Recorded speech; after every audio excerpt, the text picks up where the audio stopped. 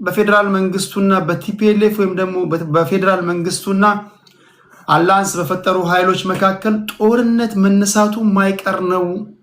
እኔም ዶክተር ደብረጽዮን ገብረ ሚካኤል ሌተናል ጀነራል ታደሰ ወረደን ከስልጣን በኃይል ከአስወገዱ በኋላ ወንበር ላይ ተቀምጠው አዳዲስ ውሳኔዎችን ወስኗል። ይሄ ውሳኔ ከፌደራል መንግስት ጋር የሚቃረን ነው። ከተቃረነ ደግሞ እንዴት ሊሆን ይችላል? ምንታት አሜሪካና እስራኤል ወደ ሙሉ ጦርነት ይገባሉ።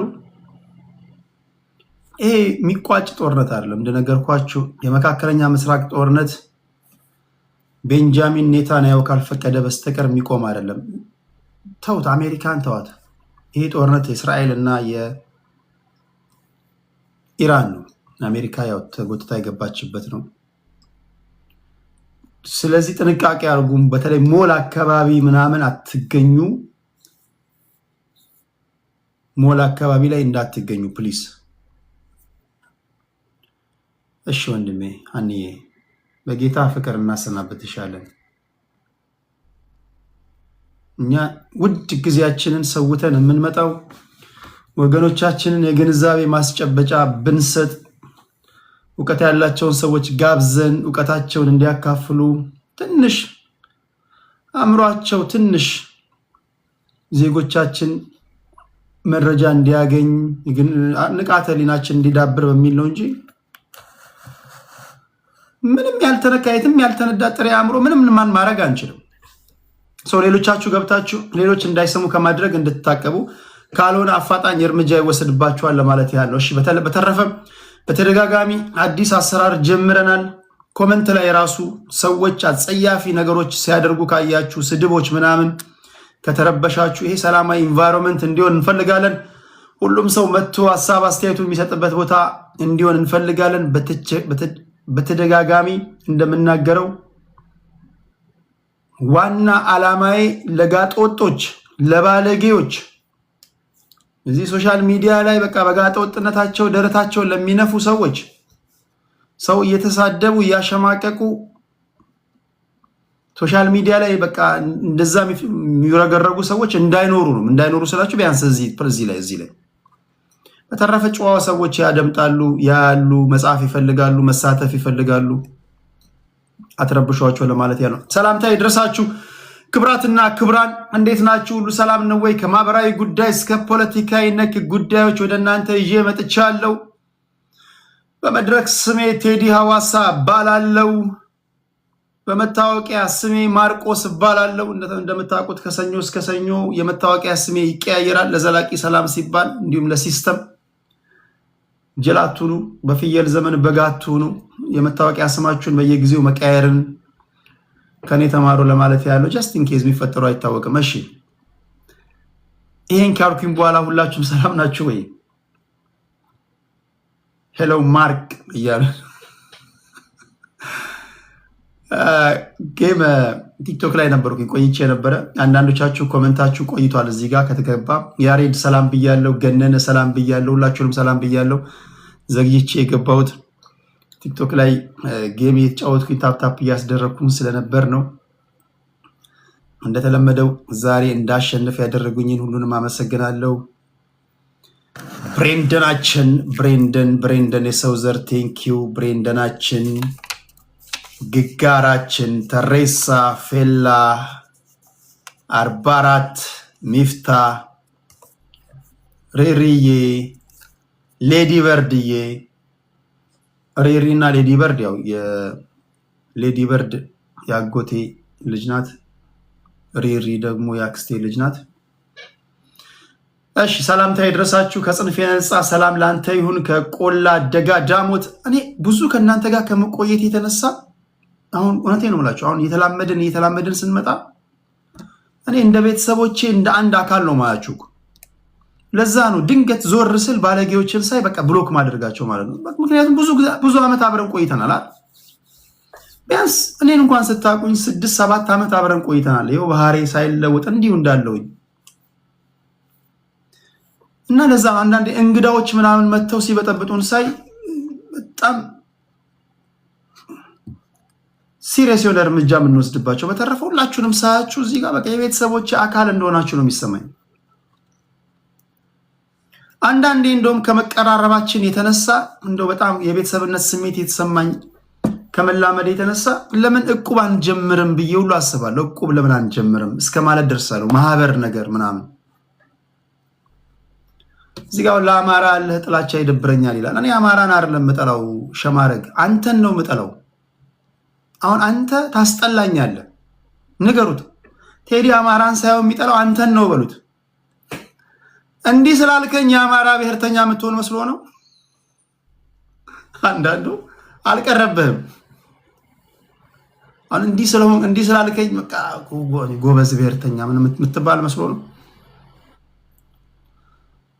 ድጋሚ ካየን እንቦልካለን። አንተ ነው የምታስጠላን እንጂ አማራ የቆሎ ጓደኛ ነው እንዴ? አማራ ግለሰብ አረከው እንዴ?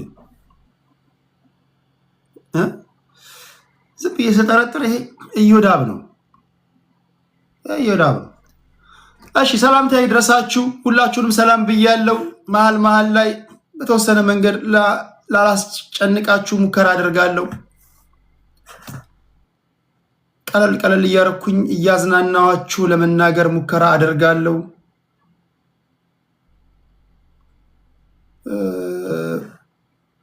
እዚህ ጋር አንድ ነገር ላስተካከል። የስራው ባህሪ እንደዛ ነው። የስራው ባህሪ እንደዛ ነው ጋይስ። ሰዎች እየተዝናኑ ሲያደምጡ የመያዝ አቅማቸው ከፍተኛ ነው ይላል አንድ ጥናት። ሰው እየሳቀ ምናምን ሲያደምጥ ጥሩ ነው፣ ይይዛል።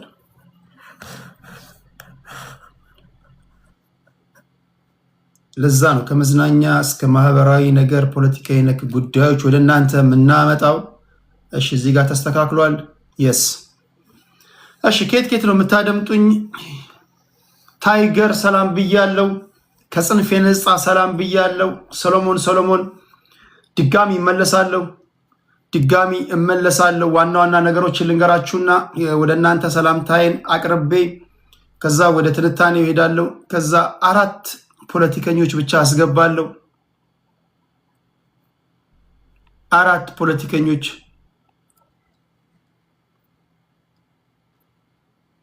የመጀመሪያው ዜና ወደ እናንተ ማድረሰው ዛሬ በሶሻል ሚዲያ በሜንስትሪም ሚዲያ በዓለማችን ላይ ከተፈጠሩ አበይት ክስተቶች መካከል የዓለም ዋንጫ እንደምታውቁት በሚቀጥለው ሳምንት ይጀምራል። አዘጋጆቹ 3 ሀገሮች ናቸው፣ ሜክሲኮ፣ ካናዳ እንዲሁም ዩኤስኤ። በእኔ ትንታኔ የዓለማችን ወይም የዓለም ዋንጫ የዓለማችን ትልቁ ስፖርት እንደ ዘንድሮ ተዋርዶ አቅም ማለት ይችላሉ። እጅግ አሳፋሪና ገና ሳይጀምር ምንም እጅግ አሳፋሪ መሆን የማይገባው ማለት ይቻላል። ምክንያቱም በተለይ ብዙ ሰዎች ጨዋታ ለመመልከት ቪዛ ለማግኘት ተቸግረዋል። መንገላታት አለ። በተለይ አሜሪካ አካባቢ የዶናልድ ትራምፕ አስተዳደር በተለይ ስፔሲፊካሊ ለአፍሪካውያን ያላቸው አመለካከት እንደምታውቁት ነው። ከዚህ ጋር በተያያዘ አፍሪካዊ ኮከብ ዳኛ ምንም እንኳ አፍሪካዊ ኮከብ ዳኛ ቢሆንም አሜሪካ ከገባ በኋላ ግን ዲፖርት ተደርጓል። ድህነት መጥፎ ነው። ድህነት መጥፎ ነው።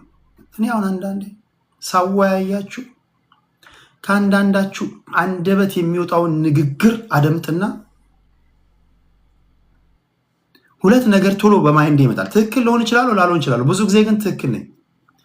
አንደኛ ከአንደበታችሁ ጥላቻ የምታወጡ ሰዎች በኑሮ ያልተሳካላችሁ ናቸው። በህይወት ያልተሳካላችሁ ናቸው። ውሸቱ ድህነት መጥፎ ነው። እኛ የሚያናጨን የሚያስንቀን ራሱ ድህነት ነው። አሁን የሶማሊያዊ ዳኛ ኢማጂን ከዩሮፕ ሄደ ቢሆን እንዲህ ይሆናል? እንዲህ ነው። ድህነት ያስንቃል። ፖለቲካችንም እንዲስተካከል መፍትሄው እንደ ቴዲ ሐዋሳ አይነት ቤቶች ማብዛት አይደለም። መፍትሄው ዜጎች ከድህነት እንዲወጡ አበክሮ መስራት ነው። ማይ ፍሬንድ ዘሞመንት ሀብታም ስትሆን ትንታኔ ይለያል። ዘሞመንት ኢኮኖሚካሊ አክቲቭ ስትሆን፣ ዘሞመንት ተስፋ ሰጪ እንቅስቃሴ ውስጥ ስትገባ ለነገ ለመኖር ትጓጓለህ። እስኪ በህይወታቸው ተስፋ ሰጪ እንቅስቃሴ ውስጥ ያሉ ሰዎች የሚናገሩትንና ተስፋ የቆረጡ ሰዎች የሚናገሩትን አድምጧቸው። አንዳንዶቻችሁ ኖ ኖ ኖ ለብሔር አስባ አይደለም ጥላቻ የምትተፈው፣ ኖ ለብሔር አስባ አይደለም። በተናጠል ደስተኛ አይደለም፣ በተናጠል ደስተኛ አይደለሽም።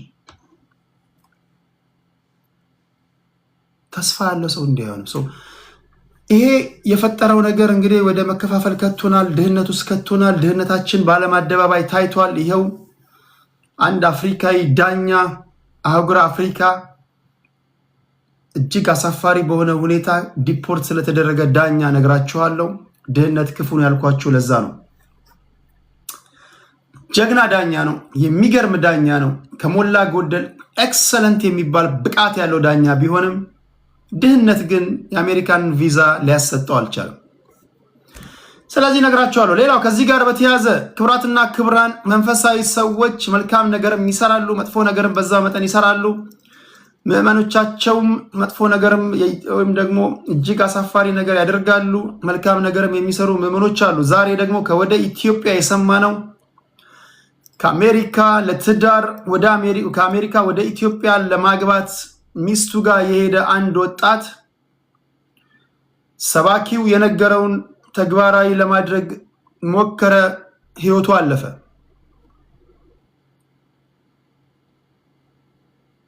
ከአሜሪካ ሄደ፣ ትዳር ለመመስረት ሄደ። ቸርች እንግባ አለችው፣ ቸርች ገባ። ሰባኪ የሆነ ነገር ነገረው። የሕክምና ሰዎች የሰጡትን ነገር መጠቀም አቆመ፣ ህይወቱ አለፈ። ምንድነው የተፈጠረው? ዛሬ በሶሻል ሚዲያ ሲዟዟር የዋለ ነው። ይህንን ወደ እናንተ የማደርሰው ነው።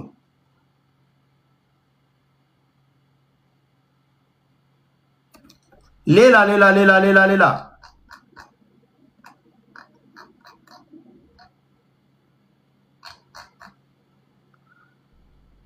እዚህ ጋር 6 ሰዎች ይታዩኛል። 3 ሴቶች፣ 3 ወንዶች አዲስ አበባ ውስጥ የትራንስፖርት አገልግሎት እንሰጣለን በሚል ህዝቡን ሲያጭበረብሩና ሲዘርፉ የነበሩ እጅግ የተዋጣላቸው ወንበዴዎች ፖሊስ በቁጥጥር ስር አውሏቸዋል። እነማን ናቸው? ለመሆኑ ምን ነበር ሲያደርጉ የነበረው? እሱን ነግራቸዋለሁ። አንዳቸውም ሌባ አይመስሉም። ያው ሌባ ሲጀመር ሌባ አይመስልም። ፖሊስ ያደረሰንን ሪፖርት ወደ እናንተ አደርሳለሁ። በተለይ ዲያስፖራዎች ወደ ኢትዮጵያ ስትሄዱ እነዚህ ታክሲ ራይድ የሚባሉ ነገሮችን ስትጠቀሙ በጣም ጥንቃቄ አድርጉ። ፕሊስ ዲያስፖራ ፕሊስ። ከሰለጠነ ሀገር ሄደ እንዴት ነው የምትሸወድበት? መንገድ እያሳፈረ ነው። በእርግጥ አንዳንዶቻችሁ ያላችሁበት ሀገር ላይ የለመዳችሁት ነገር እንዲህ ያለ ነገር አይኖርም ከሚል እሳቤ ነው፣ በየዋህነት ነው። አንዳንዶቻችሁ የምትዘረፉበት መንገድ ደግሞ በጣም የሚያሳፍር ነገር ነው። እጅግ እንዴት እንዲህ ልትሸወዱ ትችላላችሁ በሚል መንገድ ነው የምትሸወዱት። እና እነዚህ አይነት ዜናዎችን የምነግራችሁ የግንዛቤ ማስጨበጫ እንዲሆንላችሁ ነው። ሌላው እንደምታውቁት ዓለም አቀፍ ተቋማቶች ወደ ሰርድ ወርልድ ካንትሪስ ወይም ደግሞ ወደ ዴቨሎፒንግ ካንትሪስ ይመጣሉ፣ ፓኬጆችን ይዘው ይመጣሉ። እነዚህ ፓኬጆች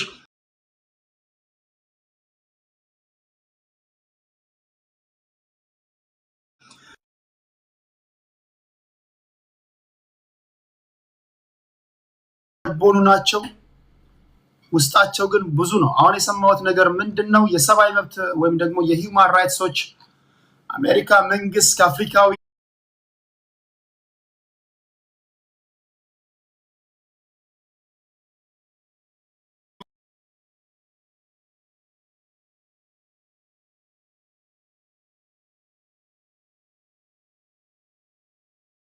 ለምንድን ነው የምትደውሉልኝ? ከቤተሰብ ገና ወሬ አልጀመርኩም። ልክ ደውሉ ስላችሁ ብትደውሉ አይሻልም? አሁን ስትደውሉ ተረብሹኛላችሁ። ምን ለማለት ፈልጌ ነው? የሂውማን ራይትስ ዎች ኢትዮጵያ፣ አፍሪካ ከአሜሪካ መንግስት ጋር በተለይም በጤናው ዘርፍ የተፈራረሙት ይሄ የጤና ፓኬጅ የዜጎችን ፕራይቬሲ አሳልፎ የሚሰጥ አደገኛ ነገር ነው ሲል አጋልጧል። እሱን ነግራችኋለሁ። በተለይ የወርልድ ሄልዝ ኦርጋናይዜሽን ወይም ደግሞ የዓለም አቀፉ የጤና ተቋም እንደምታውቁት ከፍተኛ በጀት አሁን በዶናልድ ትራምፕ መንግስት ተቀንሶባቸው ነው እንጂ አብዛኛው ገንዘባቸው በጀታቸው የሚበጀተው በአሜሪካ መንግስት ነው። የሁ ወይም ደግሞ የወርልድ ሄልዝ ኦርጋናይዜሽን ሰዎች አፍሪካ ሀገር መጥተው ከአፍሪካዊ መሪዎች ጋር ወይም ደግሞ ከአፍሪካ ሀገራት ጋር ሲፈራረሙ ፓኬጁ በውስጡ በማር የተለበጠ መርዝ ነው ይላሉ። ለማንኛውም እሱ ምንድነው ወደ እናንተ የማደርሰው ነው። ከዚህ ጋር በተያያዘ ሌላ ወደ ፖለቲካዊ ነክ ጉዳይ ስንመጣ ህዝባዊ ወያኔ ሓርነት ትግራይና የፌዴራል መንግስቱ ዳግም ወደ ጦርነት ሊገቡ ነው የሚለው ድምፅ እያየለ ነው። የድሮን ቅኝቶች፣ የስምረት ፓርቲ ግፊት፣ በትግራይ ውስጥ የሚንቀሳቀሱ የፖለቲካ ፓርቲዎች ግፊት፣ የታዋቂ ሰዎች ግፊት፣ የቲፒኤልኤፍ ሰዎች ከሌላ ሰዎች ጋር ወይም ደግሞ ከሌላ ሀገር ሰዎች ጋር መጥተው የሚያደርጉት አላያንስ ወይም ደግሞ ጽንዶ የሚባለው ነገር ሲደራረብ አይ ቲንክ በፌዴራል መንግስቱና በቲፒኤልኤፍ ወይም ደግሞ በፌዴራል መንግስቱና አላያንስ በፈጠሩ ኃይሎች መካከል ጦርነት መነሳቱ ማይቀር ነው። እኔም ያን አስባለሁ። ምክንያቱም ከሁለቱም ባህሪዎች በመነሳት ጦርነት አይቀሬ ነው ለማለት ነገሮችን ሳያቸው ማለት ነው። ሁለቱም ችግሮቻቸውን በሰላማዊ መንገድ በጠረጴዛ ዙሪያ ሊፈቱ የሚችሉበት መንገድ እኔ አይታየኝም። ቢሆን በመጀመሪያ ደረጃ በመጀመሪያው ጦርነት ወደ ውጊያ ሳይገቡ ሊፈቱ ይችሉ ነበር። አሁን ግን ያን ያለፉ ይመስላል። ወደ ትግራይ የሰማነው የዶክተር ደብረጽዮን ገብረ ሚካኤል ሌተናል ጀነራል ታደሰ ወረደን ከስልጣን በኃይል ከአስወገዱ በኋላ ወንበር ላይ ተቀምጠው አዳዲስ ውሳኔዎችን ወስኗል። ይሄ ውሳኔ ከፌዴራል መንግስት ጋር የሚቃረን ነው። ከተቃረነ ደግሞ እንዴት ሊሆን ይችላል? እሱ ለፖለቲከኞች ተዋለው። ልቦና ያሳየኝን እኔ ተነትንላችኋለሁ። ታፕ እያደረጋችሁ ኮፒ ሊንክ ሼር እያደረጋችሁ ጠብቁኝ። ተመልሼ ስመጣ ወደ እናንተ ሰላምታ አቀርባለሁ። እንዴት ናችሁ? ከየት ናችሁ? የሚለውን 1 ደቂቃ ጠብቁኝ፣ እመለሳለሁ።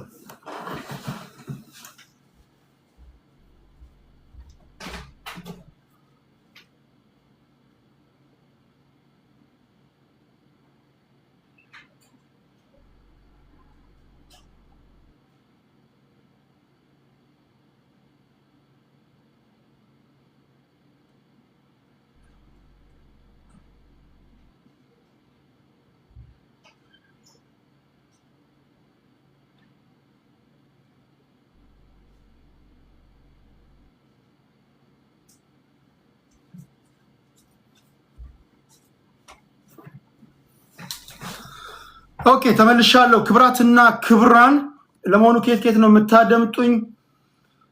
ኦኬ ሁለተኛ ግን ከወገብ በታች ራቁትን አትቀመጥ ቴዲ። አያችሁኝ እንዴ? ከጽንፍ የነጻ አያችሁ? ለምሳሌው ሰመር ስለገባ ፕሊስ እኔ ከወገብ በታች እኔ ቤቴ ውስጥ እኔ በነፃነት ነው መዟዟር የምወደውና ጋዜጠኛ ነኝ። ጋዜጠኛ ደግሞ ድሮ ዜና ስናነብ ከወገብ በታች በፓንት ሆነን እዚህ ጋር ሱፍ አድርገን ከረባት አድርገን ነው የምናነበው። ከወገብ በታች እኮ በቁምጣ ነው። እሱ ለምዶብኝ ነው። ስነሳ ያያችሁት ነገር አለ ነው? አላያችሁም? ኦኬ ሊና ኦኬ ሊናን አምናታለሁ። ምንም አላያችሁም? ኦኬ ዋና የምትፈልጉት ከዚህ በላይ ነው አይደል? ከዚህ በላይ ነው የምትፈልገው እንጂ ከዚህ በላይ ምን? እሺ ምናልባት ካሜራው የሰይጣን ነገር አይታወቅም። ካሜራው ወድቆብኝ ድንገት ወደ ታች ካልሆነ በስተቀር እሺ ከየት ነው የምታደምጡኝ? እሺ ናዝሩ አብዮታዊ ዲሞክራሲ መንግስተ ሰማይ ያስገባል በሚል ጥቁር ፕሮፓጋንዳ ሲያደነቁረን የነበረው ህወሓት ጽምዶ ብሎ መጥቶ መንግስተ ኢሳያስን ሊያወርሰን እያሰበ ያለ ይመስላል። ትንሳኤ ከአዲስ አበባ ነው ማደምጥህ። እሺ ፍሪታ ከእስራኤል፣ ሃዩል ከእስራኤል ኦኬ፣ ከእስራኤል አሉ ኦኬ። ሸጋይ ከዴኒቨር፣ ሻጌ ከዴኒቨር፣ ማካኪ ከሴውል ሳውዝ ኮሪያ፣ ባይሰጥ ጠይቁ አይልም ከዱባይ። አዎ ደስ የሚል ስም ነው። እኔ እኮ አረብ ሀገር ያሉ ሴቶች እኮ ስም አወጣጥ እኮ ሲችሉ በስማ በጣም አማርኛ ይናገራሉ። አረብ ሀገር ያሉ በጣም ነው። ባይሰጥ ጠይቁ አይልም። እሺ ከመቀሌ፣ ከአውስትራሊያ ቤቲ፣ ከዩኤስኤ ይበልጣል፣ ዩናይትድ ስቴትስ ኦኬ፣ አርካንሳስ ኦኬ፣ ሳቂልኝ ከካናዳ ኦኬ፣ ኤልሳ ሙሌ ከሳውዝ አፍሪካ፣ ካፕኬ ከቨርጂኒያ፣ ከዱባይ፣ ጀርሚ ኬትነ ጀርሚያችን ከጅቡቲ፣ ፒስ ከናይሮቢ አይታችኋል። በቃ እኔ ጋር ያሉት ከዓለም ዙሪያ ነው የሚያደምጡኝ ማለት ነው። እዚህ ጋር ገነነ ከፖርትላንድ ኦሪገን፣ ኒሚ ኦኬ ከአየርላንድ፣ ሙባሽር ከጅግጅጋ፣ ቢኒ ከጃፓን፣ እዚህ ዮናስ ከሊቢያ፣ ኤልሲ ከዲሲ፣ 21 ከዩኬ፣ ዮናስ ከሊቢያ፣ ሰምና ወር ከደብረ ዘይት፣ ፒስ ዊ ሪስፔክት ዩ፣ ኤአር ከአዳማ፣ AK47 ከአስኮ፣ ጎጆ ቤት ከሳውዲ፣ አዳኝ ካሜራ ከኬፕ ታውን፣ ጉለሌ ከጅግጅጋ፣ ስጦታው ከቄራ፣ ሁላችሁንም ሰላም ብያለሁ። ክብራትና ክብራን እግዚአብሔር ያሰባችሁትን ያሳካላችሁ፣ ክፉን ሁሉ ያርቅባችሁ፣ ከምድር ከፍ ከሰማይ ዝቅ ብላችሁ የምትበሩበት ዓመት ይሁንላችሁ። 2018 እንኳን ገና ሲጀመር ብዙ ሰዎች እንደምትሉት ሲጀመር ዓመቱ ራሱ በጣም የተዘበራረቀ እንደሆነ ከምናያቸው ነገሮች መገመት ይቻላል። 2018 እንደምንም እያለፈ ነው። ቀጣይ ዓመት ግን ያሰባችሁትን የምታሳኩበት ሊናዬ ከኤርትራ። እሺ ሁላችሁንም ሰላም ብያለሁ። የመጀመሪያው ዜና ወደ እናንተ ማድረሰው ስለዚህ ሰውዬ ነው። ይህ ዳኛ የዓለምን ስፖርት አፍቃሪያን በሙሉ በአንድ ያስማማ የዓለም ዋንጫ የዘንድሮ የዓለም ዋንጫ ስለምን ሲባል ለአሜሪካ ተሰጠ ወይም ደግሞ ለአሜሪካ ወይም አሜሪካ እንድታዘጋጅ መፈቀዱ የዘንድሮ የዓለም ዋንጫ እጅግ ስህተት ነው እንዲሉ ያደረጋቸው ነው። ለመሆኑ አብዛኞቻችሁ እንደምታውቁት በዓለም ዋንጫ ታሪክ የመጀመሪያው ዳኛ ሊሆን የተዘጋጀ ሰው ነበረ። ኡመር አርታን ይባላል።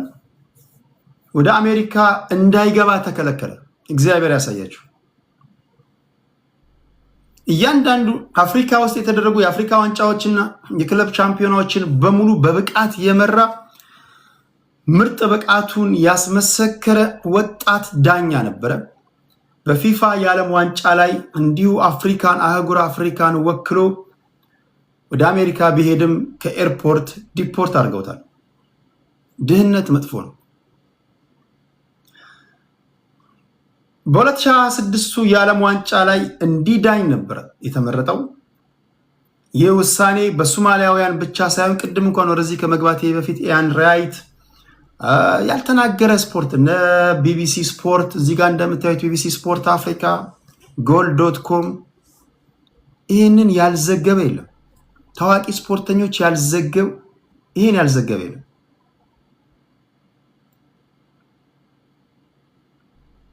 ፊፋ እና የሶማሊያ እግር ኳስ ፌዴሬሽን እንዲሁም ካፍ ጉዳዩ ለማስቀየር የዲፕሎማሲያዊ ጥረት ቢያደርጉም እስካሁን ድረስ እጅግ መነጋገሪያ የሆነው የዚህ ዳኛ ጉዳይ ከአሜሪካ በኩል መልካም ምላሽ አላገኘም። ስለዚህ ቪዛ ከተከለከላቸው ሀገሮች መካከል ወይም ደግሞ ስደተኞች ለጊዜው እንዳይመጡባት ወይም እንዳይመጡብኝ ብላ ከከለከለቻቸው አፍሪካ ሀገሮች መካከል በተለይ ለሶማሊያውያን እንደምታውቁት ነው። በተለይ የዚህ አፍሪካ ቀንድ ላይ እንደምታውቁት ነው እነዚህ ሰርድ ወርልድ ካንትሪስ በጣም ጫና ይደረግባቸዋል፣ በተለይ በዶናልድ ትራምፕ አስተዳደር። ለዚህም ነው ደጋፊዎች ለዓለም ዋንጫ ወደ አሜሪካ ለመሄድ ከዚህ ቀደም እንደነበረው 30,000 አሜሪካ ዶላር መክፈል አለባችሁ የሚል ህግ ሁሉ እስኪወጣ ማለት ነው። እና ፊፋ ሌላ ሀገር ላይ ቢሆን እንዲህ ያለ ነገር አይታገስም። አሜሪካ ላይ ግን ሲሆን ቸልታን መርጧል። ይሄ ብዙ ነገር ይነግራቸዋል። እንደምታውቁት አሜሪካ በፊፋ ጉዳይ ውስጥ ጣልቃ ትገባለች፣ ምንም ጥያቄ የለውም። ሴፕ ብላተር ስልጣን ላይ በነበረበት ሰዓት እንደምታውቁት የራሽያ የዓለም ዋንጫ ለራሽያ መሰጠቱን ተከትሎ አሜሪካ በቀጥታ ነው የገባው ፊፋ ውስጥ። ፊፋ ውስጥ ገብተው ፊታቸውን በጥቁር ማስክ ሸፍነው የወሰዷቸው እነዛ የፊፋ ባለስልጣናት በሙሉ ሙስና አልሰሩም እያልኳቸው አይደለም። ሙስና ስለሰሩ አይደለም ዋነኛ ዓላማቸው። ነገር ግን የዓለም ዋንጫ ለራሽያ እንዲሰጥ ማድረጉ ለራሽያ መልካም ገጽታ ግንባታ ማድረግ ነው በሚል ያስቆጣቸው ምዕራባውያንና አሜሪካ ጣልቃ ገብቶ ፊፋን እንደምታውቁት አፈራርሰዋል። አሁን ጂያን ኢንፋንቲኖ መጥቷል። ጂያን ኢንፋንቲኖ እንዳያችሁትም ከአሜሪካ ከዶናልድ ትራምፕ ጋር እጅና ጓንት ሆነው ነው እየሰሩ ያሉት። ፖለቲካ ስፖርት ውስጥ ስፖርት ፖለቲካ ውስጥ ገብቷል። በተለይ ባደጉት ሀገራት እንደምታውቁት ነው። ከዚህ ቀደም በነበረው የኳታር የዓለም ዋንጫ ራሽያን ዩክሬን ላይ ወረራ ፈጽመሻል በሚል የራሽያን መንግስት ያጎቴን ሀገር ማለት ነው ከእግር ኳስ ወይም ደግሞ ከፊፋ ማገዳቸው ይታወቃል። አሁን አሜሪካ ደግሞ ለእግር ኳስ አፍቃሪያን፣ ለዳኞች፣ ለተጫዋቾች ከኤርፖርት ጀምሮ ምቹ የሆነ ቦታ አይደለም እየፈጠሩ ያሉት። በዚህ ደግሞ ከፍተኛ ትችት እያስተናገዱ ነው የሚገኙት። የዓለም ዋንጫን ቢያስተናግድ ኖሮ ይህ ዳኛ የዓለማችን ወጣቱ ዳኛ ተብሎ በታሪክ ይመዘገብ ነበረ። ምናልባትም ኔክስት ዊክ ለሚጀምረው የዓለም ዋንጫ አዲስ ነገር የሚኖር ከሆነም እሱን ወደ እናንተ የማደርስ ይሆናል። አሁን ባለው ነባራዊ ሁኔታ ግን ከኤርፖርት ዲፖርት የተደረገው አፍሪካዊ ቆፍጣና ዳኛ ይሄ ነው። እሺ ክብራትና ክብራን፣ ላይክ፣ ሼር፣ ሰብስክራይብ ማድረግን እንዳትረሱ። ኮፒ ሊንክ ሼር ማድረግን እንዳትረሱ። እሺ ሌላው እጅግ በሀገራችን ዛሬ ከተነገሩ ንግግሮች መካከል ከሰማናቸው ይሄ ነው። ይሄ ዛሬ በሶሻል ሚዲያ በሰፊው መነጋገሪያ የሆነ ጉዳይ ነው። በዚህ ሳምንት በ12 ነው የሚጀምረው ድል ለሜክሲኮ። ዛሬ ምንድነው ቀኑ? ነገ ነው የሚጀምረው። ዛሬ ምንድነው ቀኑ?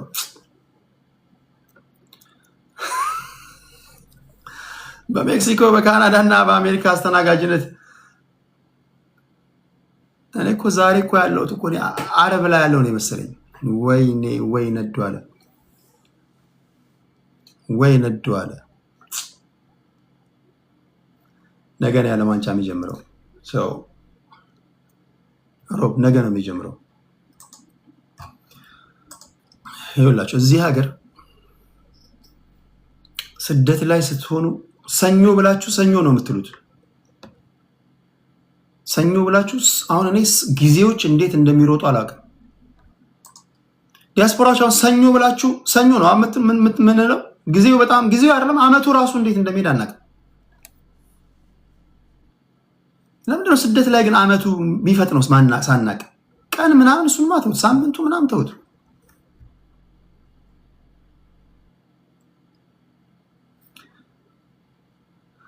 እሺ እዚህ ጋር የምታዩት ደግሞ ከመንፈሳዊ ዓለም ዛሬ በሶሻል ሚዲያ በሰፊው መነጋገሪያ የሆነ ጉዳይ ነው።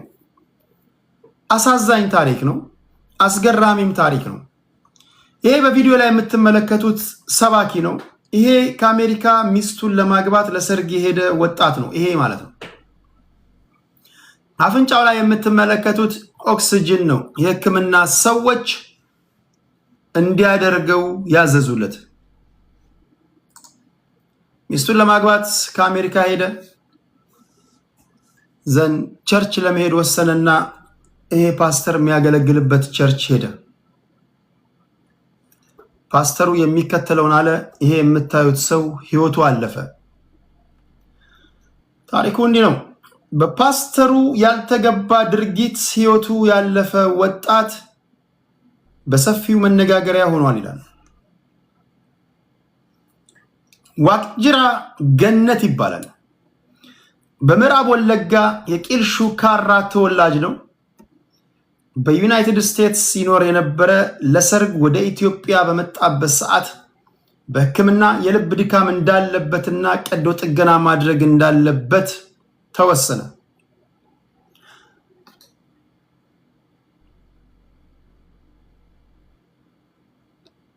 ይህ ሰው ፍቅረኛው ከሆነችው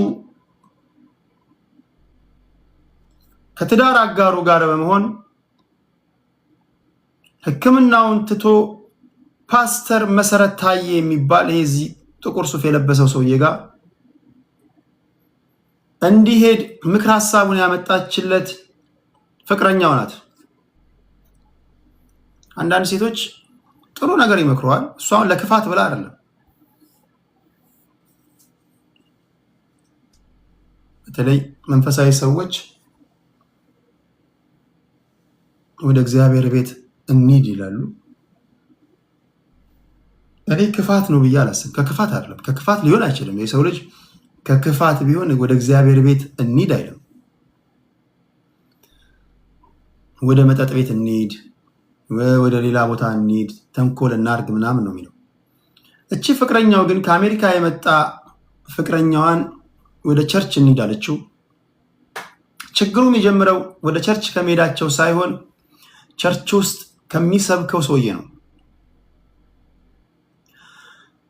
ፓስተር መሰረት ታዬ የሚባል ግለሰብ የቸርቹ አገልጋይ ነው። እዛ ይሄዳሉ። ግለሰቡም ወደ ፓስተሩ ሄዶ የመጀመሪያ የተገጠመለትን የኦክስጅን ገመድ ፓስተሩ አስወገደው። አንዳንድ ሰባኪዎች በጣም የምታከብሯቸው የእግዚአብሔር ሰዎች አሉ።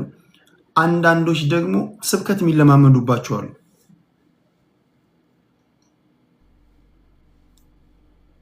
ያ አፍንጫ ላይ ያረከው ነገር ምንድን ነው ሊል ይችላል። የሕክምና ዶክተሮች ልቤ ችግር ስላለበት መተንፈሻ ነው ኦክስጅን።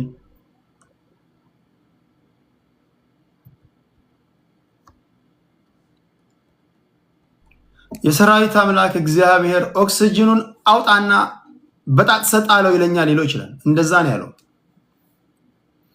በዚህ ጉዳይ ላይ እኔ ጥልቅ ገብቼ መናገር አልፈልግም። ምክንያቱም መንፈሳዊ ሰዎች ስላላችሁ እናንተ ይህን ጉዳይ ብታስረዱ ይቀላል። እኔ ግን ዜናውን ልንገራችሁ። ይሄ ከአሜሪካ የሄደ ለጋብቻ የሄደ ይሄ ወጣት እዚህ ፓስተር ጋር ይሄዳል። እንደምታዩት ፊቱ ላይ አፍንጫው ላይ መተንፈሻ ተገጥሞለታል በሕክምና ሰዎች። እናም ፓስተሩ መድረክ ላይ እንዲህ አለው፣ አዲስ ልብ ሰጥቻለሁ፣ ተፈውሰሃል። ዋቅጅራ የሕክምና ባለሙያዎችን ንግግር ችላ ብሎ የነቢዩን ምክር ተቀበለ።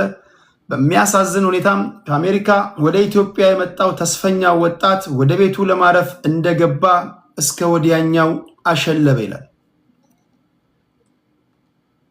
ለዚህ ተጠያቂ ማን ነው?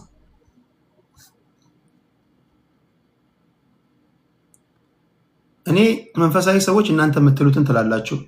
ይህን ጉዳይ ብዙ ጊዜ እንደምናገረው በጣም ምንሰማችሁ ምናደምጣችሁ፣ እኔ የምሰማችሁ ማደምጣችሁ ማከብራችሁ ትላልቅ የእግዚአብሔር ሰዎች አላችሁ። አንዳንዶቹ ደግሞ እግዚኦ የሚያስብሉ ናቸው። እግዚአብሔር ጥበብን ለምሳሌ ሰዎች ዶክተር ሲሆኑ እግዚአብሔር አእምሯቸውን ስለከፈተላቸው ተምረው አንብበው ነው አይደል?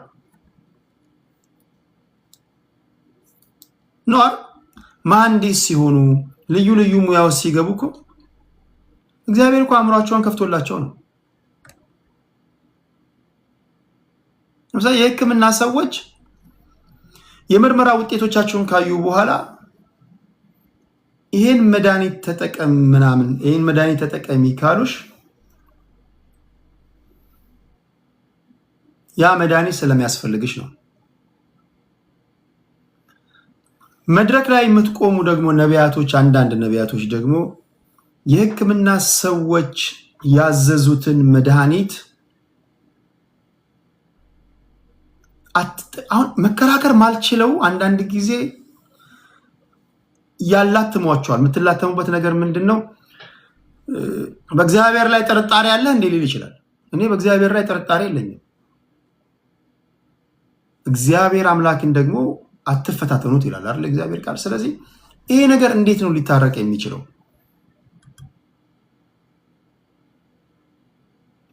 ሳይንስና ሃይማኖት እንደምታውቁት ኮንትራዲክት ያደርጋሉ። የሚስማሙበትን ቦታ አለ። ግን አሁን እንዴት ነው ሊስማማ የሚችለው አላውቅም።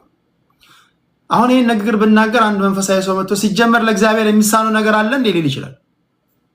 የለም፣ ለእግዚአብሔር የሚሳነው ነገር የለም። ግን እስኪ መንፈሳዊ ሰዎች እስኪ ኮመንት ላይ አግዙኝ። መድኃኒት ዶክተሮች ካዘዙልን ያን መድኃኒት ሰባኪዎች ወይም ነቢያቶች ይሄን መድኃኒት ከዛሬ ጀምሮ እንዳትጠቀም እግዚአብሔር አሳይቶኛል አቁም በትነው ምናምን ካሉን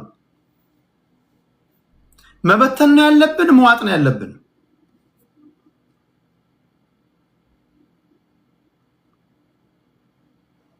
ይሄ ነገር ራሳችሁ መንፈሳዊ ሰዎች ናቸው መመለስ ያለባችሁ። መበተን ያለብን ይላል። ኦኬ ሃይሎ ነው። በጣም አስቸጋሪ ነገር ስለሆነ ኖ ማቆም የለበትም። ታዲያ ጥርጣሬ ያለሽ ማለት ነው። ይሻው ለምሳሌ አንድ ነብይ ዶክተሮች ያዘዙልህን መድኃኒት ወይ ዶክተሮች ያዘዙልሽን መድኃኒት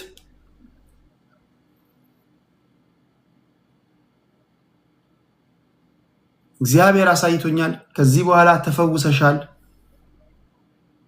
መድኃኒት አትዋጪ አቁሚ ቢልሽ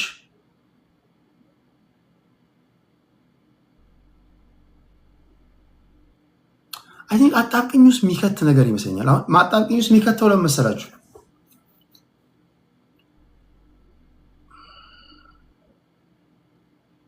ኖ እንዳትሉ የእግዚአብሔር ቃል ነው።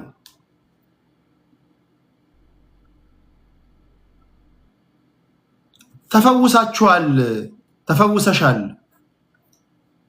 ካለሽ አንድ ሰባኪ ወይም ደግሞ አንድ ነብይ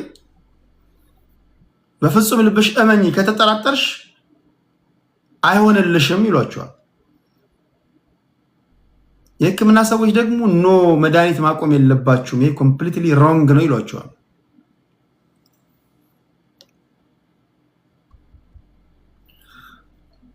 ሙባ እዚህ ጋር ምን ይላል? እስኪ ጥቅስ ንገሩኝ። እስኪ ከዚህ አሁን ከነገርኳችሁ ነገር ጋር አብሮ ሊሄድ የሚችል ነገር ጥቅስ ንገሩኝ። አሁን እዚህ ጋር መዋጥ ነው ያለባት መቀጠል ነው ያለባት ይላል። እዚህ ጋር ሙባ ራሳችሁን ጠብቁ አግዛችኋለሁ ይላል ፈጣሪ ይላል። ጥቅስ እየጠቀሳችሁልኝ ከጥቅስ ጋር ለዚህ ነው መካነ ኢየሱስ የምትቃወመው። አይ ዶንት ኖ መካነ ኢየሱስ ይሄን ነገር ትቃወማለች። ኦኬ አላውቅም። ትክክለኛው ነገር እንዴት ነው ትክክለኛው? እሺ አንድ መንፈሳዊ ሰው ላስገባኝ። እኔ ምን አስጨነቀኝ? አንድ መንፈሳዊ ሰው አለ እዚህ የቃል ሙላት ያለ የእግዚአብሔር ሰው አላችሁ። አንድ ሰው አንድ የእግዚአብሔር ሰው ለአድማጭ ተመልካቾቼ አንድ ሰው ፕሊስ የእግዚአብሔር ሰው ስላችሁ የእግዚአብሔርን ቃል የምታውቁ የቃል ሙላት ያላችሁ እስኪ ገላግሉን ከዚህ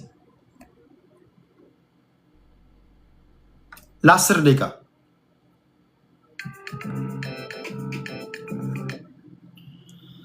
ሄሎ ጤና ይስጥልኝ። ሄሎ ሄሎ ቴዲ። አቤት አቤት። እንደምን አለ? ደህና ነህ? እግዚአብሔር ይመስገን። ዩቲዩብ ላይ አይተህ ነው የደወልክልኝ? ሁሉ መልካም፣ ሁሉ ሰላም፣ ሁሉ ሰላም ነው። ዩቲዩብ ላይ አይተህ ነው የደወልክልኝ? አዎ ከዩቲዩብ ላይ ነው። እዚህ ከሐዋሳ ልጅ ሰፈር ልጅ ነኝ። አንድ መረጃ ልሰጥ ነው። እኔ ሰጠኝ ሳትል ዝም ብለህ ይጠቅምሃል። ላይቭ ላይ ነኝ ያሉት። በኋላ ደውልልኝ። አሁን ህዝብ እያደመጠ ነው። እሺ በኋላ ደውልልኝ። እሺ ይቅርታ። ኤክሲስ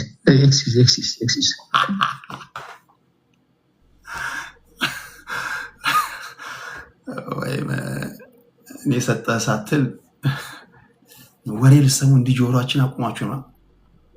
ምን አንድ የእግዚአብሔር ሰው አላችሁ? አንድ የእግዚአብሔር ሰው ይሄ ነገር እንዴት ነው ሊታረቅ የሚችለው?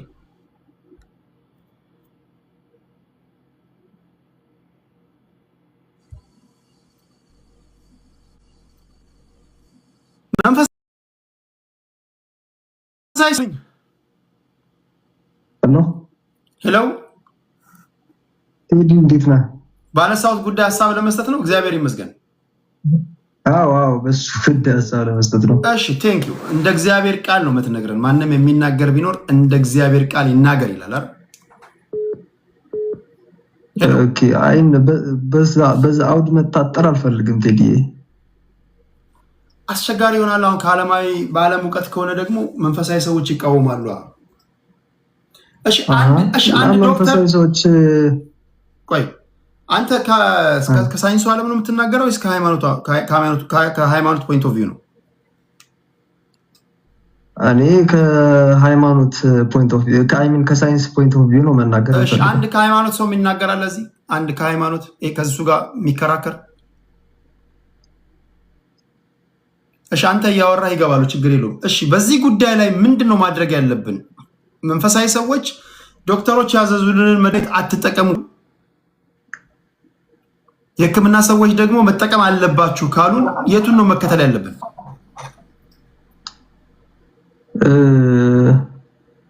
መጠቀም መድኃኒት በሕክምና የታዘዘልን ነገር መጠቀም አለብን ብዬ አምናለሁ። ለምን መሰለ? ይሄን ለፓስተሩ ስላለ ምናምን ሳይሆን በኦርቶዶክስ ቤተክርስቲያንም ጸበል ላይ ሲሄዱ መድኃኒታችሁን ጥላችሁ ግቡ የሚሉ አጥማቂ ቄሶች አሉ። እሺ በየቸርቹም ስትሄድ እንዳልከው ነው። ቅድም በእግዚአብሔር ትጠራጠራለህ ይላሉ። ማለት እኔ በዛ ተቃውሞ የለኝም። ጉዱ ካሳ ነኝ በቲክታክ። እሺ እና አግባብ አይደለም። ለምን ካልከኝ ፓስተሩ ነገ ሲታመም የሞዴሬተሮች ካላችሁ የሕክምና ሰውም ካለ እዚህ ጋር ዶክተሮች ምናምን ካሉ አስገቡልኝ። እሺ ቀጥል። ፓስተሩ ነገ ሲታመም እኔ በማውቀው ነው የምነግርህ። ብዙ ፓስተሮች ታመው ሲታከሙ አውቃለሁ። ብዙ ቄሶች፣ ጳጳሳቶች ታመው ከውጭ ሀገር ድረስ ሁሉ ተልከው ሲታከሙ አውቃለሁ። እነዚህ ሰዎች እግዚአብሔር ያውቃል ብለው እጃቸውን አጣጥፈው አልተቀመጡም። ገብቶሃል? ለራሳቸው የማይደረግን ነገር እኔን ለሆነ ንግድና ለሆነ ገበያ አንድ ቄስና አንድ ፓስተር እንዲያመቻችን ልፈቅድለት አልችልም። ያ ማለት ግን ሃይማኖተኛ ከሆንኩኝ በእግዚአብሔር ያለኝ ጥርጣሬ ያሳያል ማለት ደግሞ አይደለም። በእግዚአብሔር ላይ እምነት ስላለ ነው አይደል ቸርች የምትሄደው? የምሄደው እንደዛ ነው። እግዚአብሔር ሁሉ ነገር ያደርጋል ብለህ ነው የምታምነው አይደል? ቸርችም ባልሄድ በነገራችን ቸርችም ባልሄድ በእግዚአብሔር ላይ እምነት ካለኝ ቸርችም ባልሄድ እኔ በእግዚአብሔር እምነት የለኝም ማለት አይደለም። እሺ እግዚአብሔር እንደሚፈውስ ታምናለህ? ኦፍ ኮርስ እግዚአብሔር ይፈውሳል፣ ግን የሚገባ ስለዚህ አንድ የሃይማኖት አባት እመን እግዚአብሔር ፈውሷል ካለ መድኃኒትህን ለመጣል ዶክተር ያዘዘልን መድኃኒትህን ለመጣል በነገራችን ላይ ለሁለታችሁ ማነሳው ጥያቄ ነው። እግዚአብሔር የሞተም ያስነሳ አምላክ ነው፣ የታመመም የሚፈውስ አምላክ ነው። ታምናለህ? ስለዚህ አሁን ታመህ ዶክተር ያዘዘልን መድኃኒት ደግሞ የእግዚአብሔር ሰዎች ጣል ተፈውሳል፣ ከአሁን ሰዓት ጀምሮ እመን በሙሉ ልብ እመን ካሉ አልጥልም ካልክ መጠራጠር አይሆንብህም? ግለሰቡን ነው የምጠራጠረው እንጂ እግዚአብሔርን አይደለም። ምክንያቱም በዚህም በዛም በኩል ሐሰተኛ ነቢያት በሞሉበት ዓለም ህይወቴን አደጋ ላይ ጥዬ ግለሰቡን አምኜ ህይወቴን ዋጋ ላስከፍል አልችልም። ምክንያት ካልከኝ ደግሞ አሁን ህይወቱን ያጣው ሰው በቂ ምክንያት ነው። ስለዚህ ያንን ላድርግ አልችልም። አንዳንዴ እንዴት መሰለህ ቴዲ፣ ሰው ይመን በእኔ እይታ ግን የነቃ አማኝ መሆን አለበት። ማንም ሰው ወደ ግራ ወደ ቀኝ ሲጎትተው መጎተት አለበት ብዬ አላስብም። አንዳንድ ጊዜ የማትፈልገውን ነገር አልፈልግም ማለት እግዚአብሔርን መጠራጠር አይደለም። ሁሉ ፓስተር ሁሉ ቄስ የሚታመን ነው የሚል እምነትም የለኝም። ምክንያቱም ቄሱም መስቀሉም ከመርካቶ ይገዛል፣ ፓስተርነቱም የሆነ ቦታ ላይ ፓስተር ተብሎ ይጠራል። ያልተቀባውም ሁሉ ፓስተር ነኝ ይላል፣ ቅስና የሌለውም ሰው ልብሰ ተክህኖ ስለለበሰ ቄስ ነኝ ይላል። ስለዚህ ይሄንን እቃወማለሁ። ስለዚህ ለምሳሌ እኔ ያንን የመለየት ስልጣን የለኝም። እንዴት ነው ታዲያ ላቅ የምችለው ትክክለኛውን ትክክለኛ ካልሆነው? በመጀመሪያ ደረጃ ሃይማኖት ወይም እምነት ማለት የምታምነው የምትታመንለት ነገር ይሆንልኛል ብለህ የምትኖረው ነገር ነው። ያንን ለልብህ ስጥ። ሳይንሳዊ ነገር ደግሞ አለ። አሁን አንድ ፓስተር ወይም አንድ ቄስ ካንተ ላይቭ የገባ ሰው በሃይማኖታዊ መገለጥ አይደለም የሚገባው። ገብቶሃል? ቴክኖሎጂ በገለጸው ኦንላይን ላይ የተገኘው ሳይንስ ባረጋገጠው መሳሪያ ነው። ይውጣና እስኪ ካንተ ጋር በመንፈስ ተገናኝቶ ያወራል ከፈለገ። ገብቶሃል? ሳይንስን ዲናይ ማድረግ አይችልም አንድ ሰው። ልክ እንደዚህ መድኃኒትም ሳይንስ ፕሩፍ ያደረገው አንድ ሕክምና ቴዲ አንድ መድኃኒት ቤት ስትገዛ ፋርማሲ ስትገዛ እንትን አትፈልግም አንተ ኤክስፐሪመንቱን አትፈልግም። ያነ ብዙ ሺህ ሳይንቲስቶች ተመራምረው ለሰው ልጅ በምን ያክል ነው የጎንዮሽ ጉዳት ያለው ምን ያክል ነው መድኃኒት ማፈወስ የሚችለው ነገር ብለው ተመራምረው አስቀምጠውት ስለሆነ ፋርማሲ ላይ እንደዚህ ራሴን አሞኛል ፓራስታሞል ስጡኝ ኦር የሆነ ነገር ብለህ የምትጠይቀው ላረጋግጥ አትልም። እዛ ላይ ላብራቶሪ አትጠይቅም። እዛ ላይ ሳይንቲፊክ ነው፣ ዓለም አቀፍ ሳይንቲፊክ የሆነ ፕሩፍ የተደረገ ነገር ነው የምትገዛው። እምነት ግን እምነት ነው። አንተ ውስጥህ በልብ የማመን ብዛት የምትድንበት ነገር ነው። ገብቶሃል? እሱ የማመን ጥንካሬን የሚያሳይ ነው እንጂ የራስን ጉዳይ ነው እንጂ የፓስተሩን የቄሱንን ሐሳብ ተቀብዬ ህይወቴን አደጋ ላይ ልጥል አልችልም። ያ ማለት ግን በእግዚአብሔር ያለኝ ጥርጣሬ ነው ማለት ወይም እምነት የተሸራረፈ ነው ማለት አይደለም። የነቃን አማኝ እንሁን ነው። ማንም ወደዚህ አይጎትተን። ምክንያቱም ብዙ ቤታቸውን የሚያፈርሱ ብዙ ነገራቸውን የሚያጡ እኔ አዲስ አበባ ነው የምኖረው ብዙ ነገሮችን ስለማቅ ነው በዚህ ልክ ማወራና ራሳችንን ጠብቅ ከእንደዚህ አይነት ነገር። እንግዲህ ለወንድማችንም እንግዲህ ነፍሱ ቢኖር ጥሩ ነበር። እንግዲህ እግዚአብሔር በአጸደ ገነት ያኑሮ ነው የምንለው። ሌሎችም በዚህ ነገር ባይሸወዱ ጥሩ ነው። እሺ፣ ከልብ አመሰግናለሁ ጉዱ ካሳ፣ እግዚአብሔር ያክብርልኝ። ቴንክ ዩ።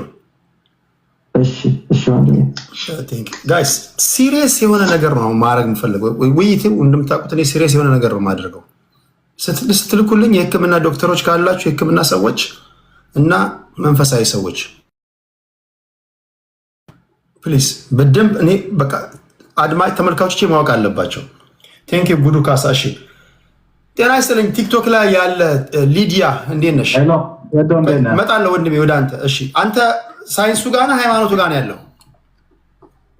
በሃይማኖቱ ጉዳይ ለመለስልህ። ኦኬ፣ ስለዚህ ሃይማኖቱን ነው ማድመጥ ያለብን ባይናንተ። አገራዊ ጉዳይ ስታነሳ አገራዊ ጉዳይ፣ ሃይማኖታዊ ጉዳይ ደግሞ ኮመን የሆነ ነገር ማንሳት ስለምንችል በሃይማኖታዊ ጉዳይ መመለስ ይችላል። እሺ፣ ሃይማኖቱን ደግፈህ ነው የምትናገረው። አንድ ሰው ፌስቡክ ላይ ቲክቶክ ላይ ስለነሱ የቲክቶክ ሰው ላስደምጥህና ወደ አንተ እመጣለሁ። ቲክቶክ ተጠቃሚ አይደለሁኝ ግን ቲክቶክን እየሰማሁኝ ነው። እዛው ጠብቀኝ። አንድ ሰው ቲክቶክ ላይ ስላለች እህታችንን ይቻላል የእሷን አድምጥና ወደ አንተ እመጣለሁ። ሊዲያ ጤና ይስጥልኝ፣ እንዴት ነሽ? ቴዲዬ እንዴት ነህ? ሰላም ነው ሆይ? በመጀመሪያ ስላስገባኸኝ በጣም አመሰግናለሁኝ። እኔ እንግዲህ ከመንፈሳዊ አንጻር ሳየው 100% ፓስተሩ ስህተተኛ ነው። ምክንያቱም አንደኛ ዋሽቷል ፓስተሩ። ምክንያቱስ ብትለኝ እግዚአብሔር ቢናገር ሰውየው አይሞትም። እግዚአብሔር ያልተናገረውን የራሱን ምኞት ነው ፓስተሩ የነገረው እንጂ እግዚአብሔር ቢናገር እግዚአብሔር አይዋሽም። ምክንያቱም እግዚአብሔር ቢል ሰውየው ይድናል። እና በሰውየው ስትለው ሰውየው ሰጀስት ተደርጎ ነው የሄደው። እንደ ሃይማኖተኛ ሰው ኦፍኮርስ ትድናለህ፣ ይሄ ሰው ቢጸልይልህ ቢባል አምኖ ነው የሚሄደው። ስለዚህ እግዚአብሔር የተናገረው ነው የተናገረኝ ብሎ የሚለው። ስለዚህ ሰውየው ምንም አይነት ስህተት የለበትም። ፓስተሩ ግን ስህተተኛ ነው ብዬ ነው ማምነው። ቆይ ምናልባት ልጁ የፓስተሩን ንግግር አምኖ ተቀብሏል። አንድ ሰው መድኃኒት አቁም አትሞትም ተባለ ማለት ዘላለም ይኖራል ማለት አይደለም። መሞቱ አይቀርማል። ትክክል። ስለዚህ ፓስተሩ የተናገረው ነገር ትክክል ሆኖ ልጁ ቀኑ ደርሶ ሞቶ ሲሆን እንደው ኮኢንሲደንስ ሆኖ ያወለቀበት ጊዜና የሞተበት ጊዜ ተቀራራቢ ስለሆነ ሊሆን አይችልም።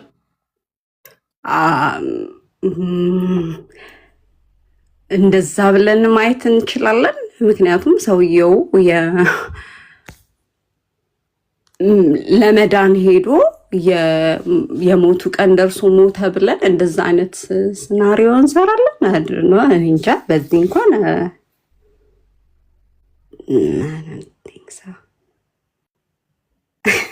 እሺ በዚህ ጉዳይ ላይ አሁን ለምሳሌ መድኃኒታችሁን ጣሉ፣ እንደዚህ ኦክሲጅን የተደረገላችሁን እሱን በጣጥሱና ጣሉ ካሉን የእግዚአብሔር ሰዎች እንደ እግዚአብሔር ቃል ተናግረው ማለት ነው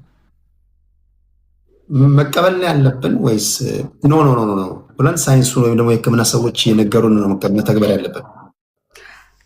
እንደ እምነቱ ነው የሚወስነው። በእርግጥ እኔ ለምሳሌ እድናለሁ ብዬ ሄጄ ሰውየው ጸልዩልኝ የሚያመጣው መልእክት ነው የሚወስነው። ገባ? እድናለሁ ብዬ ሄዶ ሰውየው ጸልዩልኝ ትድናለህ የሚለኝ ከሆነ ኦፍኮርስ እምነቴ እኔ እድናለሁ እግዚአብሔር ያድነኛል ብዬ ነው። ስለዚህ ሰውየው ደግሞ የእግዚአብሔር መልእክተኛ ነው ብዬ ነው ማስበው። ያ የሚያመጣው መልእክት ነው የሚወስነው። አይ መድኃኒትን ኪፕ አርግ የሚለኝ ከሆነ ኪፕ አረጋለሁ። ምክንያቱስ ብትለኝ ከእግዚአብሔር ነው የመጣው መልእክቱ ነው እንጂ ከሰውየው ብዬ አይደለም ማምነው። ከሰውየውማ ቢሆን አልሰማውም፣ ምክንያቱም ባለሙያተኛ ያለኝን ነው ከመጀመሪያ የምሰማው። ግን ሰውየው ከእግዚአብሔር የመጣ መልእክት ነው ብሎ ስለሚነግረኝ እግዚአብሔር ደግሞ አይዋሽም። ስለዚህ እምነት ነው ስቲል ገባ። ስለዚህ ሰባኪው ስተኛ ነው ነው ትክክል 100%። ምክንያቱም ከእግዚአብሔር ያልሰማውን የነገረው። እግዚአብሔር ቢናገር አይዋሽም። እግዚአብሔር ያለውን ያደርጋል። ትኖራለህ ካለ ይኖራል፣ ትሞታለህ ካለ ይሞታል። ስለዚህ ሰውየው ፓስተሩ የተናገረውን ንግግር ውሸት ነው እንድንል ያስቻለን ልጁ ሞቱ ስለተፋጠነ ነው አይደል? ትንሽ አንድ ወር ምናምን ቢቆይ ኖሮ ፓስተሩ ትክክል ነው እንል ነበር። ትክክል ነው ሳይሆን ሰውየው ቢፈወስ ለምሳሌ ሰውየው በኦክስጅን ነው የሚንቀሳቀሰው ብለናል። ያ ከኦክስጅን በቃ ከታመመው ነገር ቢፈወስ ትክክለኛ ነው እንላለን። ግን አልተፈወሰም ሰውየው። ስለዚህ ካልተፈወሰ ስህተት ነው የተናገረው። ያመጣው መልእክት ልክ አይደለም ማለት ነው። ስለዚህ ሰባኪው ጥፋተኛ ነው። እኔ በበኩሌ 100% ጥያቄ ላንሳለሽ። ትክክለኛ እግዚአብሔር ሰዎች አሉ አይደል? ትክክለኛ ያልሆኑ አንቺ እንደምትያቸው እንዳሉት ሁሉ እነማን ጋር መሄድ እንዳለብን በምንድን ነው ትውልዱ ማወቅ ያለበት? አሁን እንትና ስህተተኛ ነው እንትና ትክክለኛ ነው ብለን ለማወቅ በምንድን ነው ልንመረምራቸው የምንችለው? በጣም ጥሩ ጥያቄ ቴዲዬ። እንደ እግዚአብሔር ቃል መፈተሽ፣ ቃሉን ማንበብ። በመጀመሪያ የቃል እውቀት ሊኖረን ይገባል። አሁን ሰው ብዙ ጊዜ በነገራችን ላይ መጽሐፍ ቅዱስ ውስጥ ሁሉ ነገር ተጽፎልናል እኮ፣ ግን ከሌለህ እውቀት ከሌለህ አንተ የተባልከውን ነገር በሙሉ ነው የምትሰማው። ለምን? በእውቀት የምትፈትሸው ነገር የለህም። እውቀት ሲኖርህ፣ የቃል እውቀት ሲኖርህ ግን እያንዳንዱን ነገር ከቃሉ የተነሳ ነው የምትመዝነው። አይ ይሄ ልክ አይደለም፣ ይሄ ልክ ነው ብለህ የምታነሳውም የምትጥለውም። እውቀት በሌለ ነገር ላይ ግን ሰው ሁሉ ያለህን ነገር ነው ከመቀበል ውጭ አማራጭ የለህም። ለምን? በእውቀት የምትፈትሸው ነገር የለህም። ስለዚህ እውቀት ቃሉን በመጀመሪያ ደረጃ ቃሉን እንማር እንወቅ። ከዛ በኋላ ሁሉ ነገር እውነትን ለመናገር ያን ያህል ይሄ ኮምፕሊኬትድ የሚሆን ነገር አይደለም። አንዳንዱ ነገር እኮ አይደለም ለመሸወድ አይደለም የምትስቅባቸው ማለት እንደ ኮሜዲ ሁሉ የሚያስቅ ደረጃ ደርሰናል እኮ። ያ ሁሉ ምንድን ነው? በቃ እውቀት ከማጣት የሚመጣ ነገር ነው። እና እውቀት ቃሉን በመጀመሪያ እንወቅ።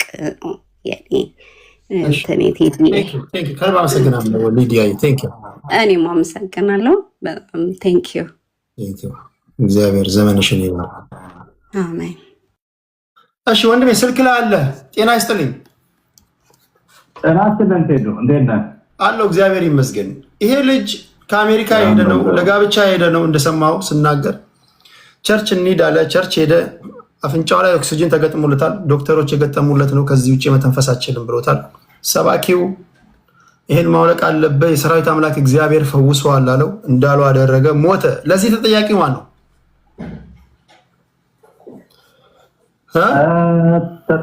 ተጠያቂው ፓስተሩ ነው። ፓስተሩ ነው መጠየቅ ያለበት? አዎ። ለምን ይጠይቃል? እኔ የእግዚአብሔር ቃል እንደ እግዚአብሔር ቃል የተናገርኩት ቢልስ?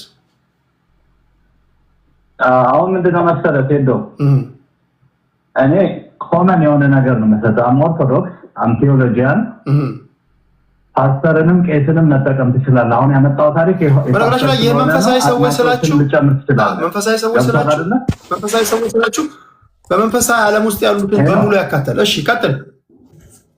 በአጠቃላይ መንፈሳዊ ዓለም ላይ ያለውን ብለን ኮመን እናድርገው። ያው ባይ ዲፎልት የዚህን መልስ እናመጣለን ማለት ነው። ገብቶሃል አይደል? ስለዚህ አሁን አጥማቂም ይሁን ፓስተርም ይሁን አሁን የፓስተሩን ስፔሲፊክ አድርጌ የማናገረው ገብቷል። ሌሎች ቤተ እምነቶች ላይ ስፔሲፊክ አስተያየት መስጠት አልፈልግም። አሁን አንተ ከፖይንቱ ጋር ነው ያንን ወደ የትኛውም አገልጋይ ይወሰደው። የምንፈትሸው ከመጽሐፍ ቅዱስ አንጻር ነው። ገብቷል አይደለ? ጥፋተኛ ነው የምለው ፓስተርም ይሁን አጥማቂም ይሁን እንደዚህ በማድረግ የሰው ሕይወት በሱ ላይ ቢያልፍ ጥፋተኛው አገልጋዩ ነው። ይሄንን ልነግርህ የምፈልገው ከመጽሐፍ ቅዱስ አንጻር ነው። ለምሳሌ በመጽሐፍ ቅዱስ ድነት የተፈጸመባቸው ብዙ ነገሮች አሉ። አንሳልኝ። ገብቶሃል አይደለ? ለምሳሌ ሽባ ተሰርቷል፣ ዕውር በርቷል፣ ሞት ተነስቷል። ትክክል። እነዚህ ሁሉ ሲደረጉ ሰውየው መደረግ አለመደረጉ ኦልሬዲ ፕሩፍ ተደርጓል ጉዳዩ። ለምሳሌ ሽባው ተነሳና ተመላለስ ሲባል ኦልሬዲ ተነስቶ እየተመላለሰ ስለሆነ እመናትለውም በአንተ በእሱ ላይ ያለ የእምነትን ይጠይቃል። ኦፍኮርስ የሚድነው ሰው ኢየሱስ ክርስቶስም ሲያድን እኮ እመን ትድናለህ ነው። ሰውየው ማመን አለበት። ገብቶሃል? እምነት አድኗል ይለዋል። ተጠራጣሪ ቢሆን አይድንም ያ ሰው። ነገር ግን በዛኛው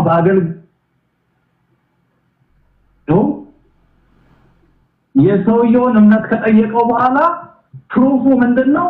ሰውየው መዳኑ ፕሩፍ ነው። ለምሳሌ መጽሐፍ ቅዱስ ላይ በኦርቶዶክስ አስተምሮ በጠበል ሰው ይድናል።